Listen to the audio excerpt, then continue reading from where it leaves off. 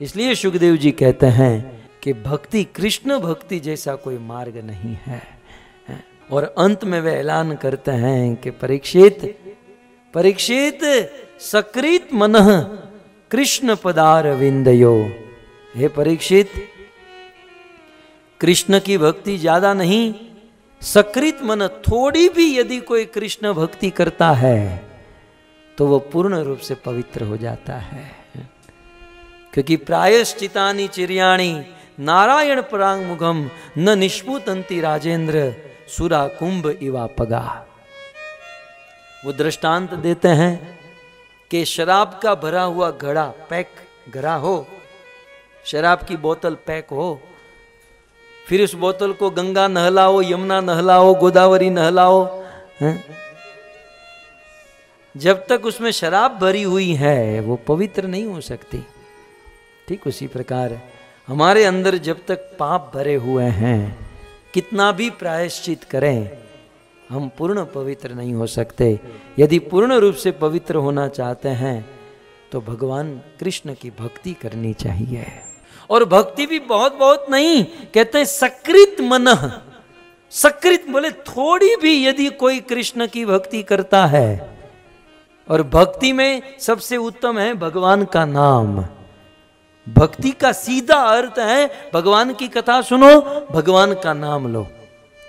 सकृत, परीक्षित थोड़ा भी यदि कोई है, वो कह रहे थे नित्यम नित्यम, बहुत अच्छी बात है नित्यम, लेकिन यहां क्या कहा? सकृत। थोड़ा भी यदि कोई है भगवान का नाम लेता है, थोड़ी भी यदि कोई कथा सुनता है, तो कहते हैं निर्वेशितम तद गुणरागी एरिह।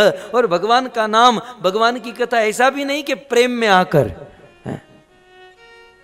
ऐसा भी नहीं कि फिलोसॉफी समझकर, बस ऐसे ही आए, सुना, कथा सुना, कृष्ण का नाम लिया, किसी भी उद्देश्य से सकृत थोड़ा भी यदि कोई कृष्ण का नाम ले, कृष्ण की कथा सुने, तो परीक्षित नते यमम पाश भृतश्च तद्भटान स्वप्ने पश्यन्ति हिश्चीर्ण निष्कृता। थोड़ा भी यदि कोई भगवान का नाम ले लेता है तो जागृत की बात तो दूर रही, उनके स्वप्न में भी यमराज या यमराज के दूत का दर्शन नहीं होता है। 28 नरकों की कथा तो आपने सुनी, लेकिन आप थोड़ी भी चिंता मत करना, यदि आप कृष्ण की भक्ति करते हो, कृष्ण का नाम लेते हो, तो जीते जी जागृत तो दूर रहा, स्वप्न में भी यमराज या यमराज के दूत नहीं आएंगे, स्वप्न में भी नहीं आएंगे। बस करना क्या है? हरि नाम लेना है। हरे कृष्णा हरे हरे हरे हरे राम हरे राम।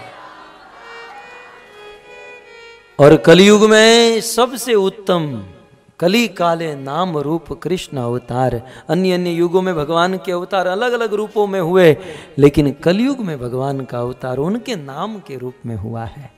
कलयुग केवल नाम आधारा, कलयुग तो मात्र नाम के आधार पर टिका है। तो कलयुग में भगवान का नाम लेकर भगवान की प्राप्ति कर सकते हैं, पापों से मुक्त हो सकते हैं। और सभी पापों से मुक्त होने के लिए एक नाम भी काफी है। और आपने तो कई बार भगवान का नाम लिया, पापों से तो मुक्त हो ही चुके हैं, लेकिन अब जो हमें हरि नाम लेना है वो भगवान से प्रेम करने के लिए लेना है, ईश्वर प्रेम के लिए। तो आप सभी भक्त और कथा के दौरान बड़े धैर्य से, बड़े शांति से आपने इस कथा का श्रवण किया। मैं आप सभी भक्तों को धन्यवाद दूंगा। और साथ ही साथ कथा का सार यही है कि कृष्ण की भक्ति कीजिए और कृष्ण की भक्ति के अंतर्गत उनकी कथा और कृष्ण का नाम लीजिए। जीवन में साथ रहेगा, साथ चलेगा तो एकमात्र हरि नाम, हरि कथा, हरि भक्ति। हरि कथा को सुनिए, हरि का नाम लीजिए, अपने जीवन को धन्य कीजिए। सबसे पहले वीडियो पाने के लिए लाल गोविंदास YouTube चैनल को सब्सक्राइब करें और बेल आइकॉन को प्रेस करना ना भूलें।